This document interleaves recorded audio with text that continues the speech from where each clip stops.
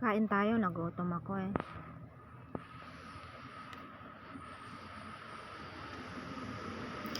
Dito sa Pinas, kain-kain lang, walang trabaho, walang mapagkakitaan, walang pera.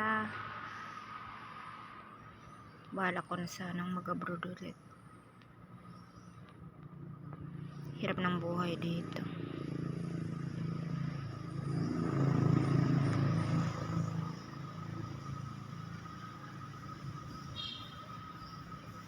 Padaan-daan lang yung mga sasakyan.